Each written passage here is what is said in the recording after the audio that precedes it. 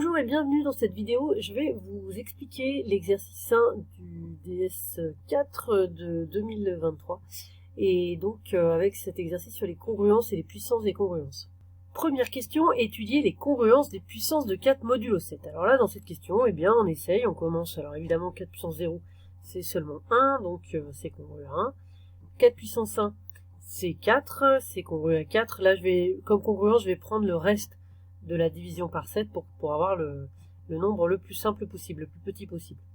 Donc là, rien de particulier. Oui, j'ai pas précisé, mais 4 puissance 4, c'est congru à 4 parce que 4, c'est égal à 7 fois 0 plus 4. Ensuite, 4 au carré, on arrive à 16. Donc là, je fais la division euclidienne par 7, 7 fois 2 plus 2, donc c'est congru à 2. 4 puissance 3, c'est égal à 64, et donc là, je fais aussi la division euclidienne par 7. Ça fait 63 plus 1, 7 fois 9 plus 1, et donc c'est congru à 1.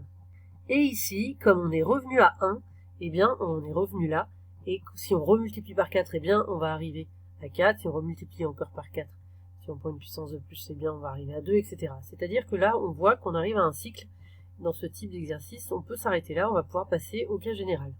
Pour le cas général, puisqu'on a vu en regardant les premières puissances que c'est à 4 puissance 3 qu'on retombe sur comme congruence sur 1, donc ça veut dire que le cycle il est de 3. Donc on va, pour n'importe quel antinaturel n, n'importe quelle puissance n, eh bien on va les séparer sous la forme soit 3k, soit 3k plus 1, soit 3k plus 2.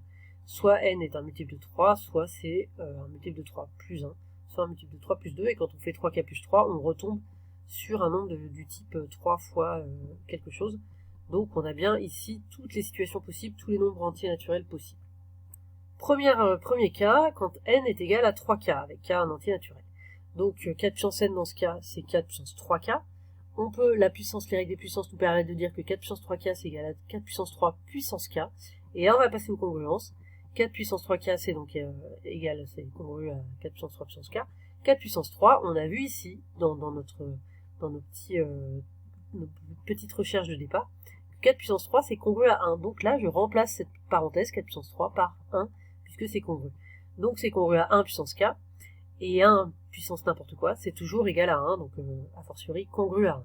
Donc on obtient bien que dans le cas général, quand n s'écrit 3k, quand n est un multiple de 3, eh bien 4 puissance n, 4 puissance 3k, est congru à 1 modulo 7 pour tout n de ce type. Ensuite, cas suivant, c'est si n est du type 3k plus 1, donc là 4 puissance 3k plus 1, on peut écrire que c'est congru à 4 puissance 3k fois 4 puissance 1, c'est même égal, hein, puisque ça c'est les règles des puissances aussi, quand on a un plus en puissance, ça revient à une multiplication. Donc 4 puissance 3k fois 4 puissance 1, donc fois 4 fois 4.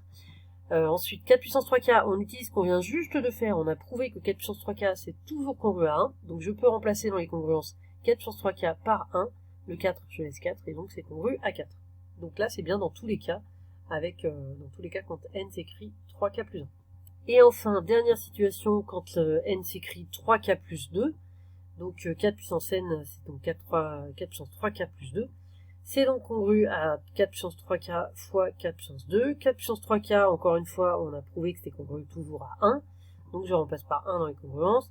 4 au carré, là j'utilise ce que j'ai vu là, c'est que 4 au carré, c'est congru à 2, donc je peux remplacer par 2. Et donc 4 puissance 3k plus 2, c'est toujours congru à 2. Donc là on a bien toutes les puissances de 4 possibles. Quand n égale à 3k, 4 puissance n, donc 4 puissance 3k, c'est congru à 1. Quand n est égal à 3k plus 1, c'est congru à 4. Quand n est égal à 3k plus 2, c'est congru à 2. Et on a bien tous les cas possibles. Et nous voilà maintenant à la question 2, en déduire le reste de la division euclidienne de 3000 puissance 3001 par 7. Alors, première chose, on va regarder à quoi est congru 3000 modulo 7. Quel est le reste pour avoir la congruence la plus simple. Donc, on fait la division de 3000 par 7, on trouve, ça vous cherchez avec votre calculatrice, hein, c'est 7 fois 428 plus 4, donc le reste c'est 4, et donc on peut dire que 3000 est congru à 4. Alors c'est pas tout à fait un hasard, puisque on nous a fait étudier les puissances de 4 à la question 1, donc on n'est pas très étonné ici de trouver que 3000 est congru à 4. Grâce aux propriétés des congruences, quand on a deux nombres qui sont congrus modulo 7, enfin modulo n, eh bien, on peut dire que leurs puissances aussi sont congrues. Donc 3000 puissance 3001, c'est congru à 4 puissance 3001. Et les puissances de 4, eh bien, grâce à la question petit 1, on les connaît toutes. On sait de quel type elles sont et à quoi est-ce qu'elles sont congrues.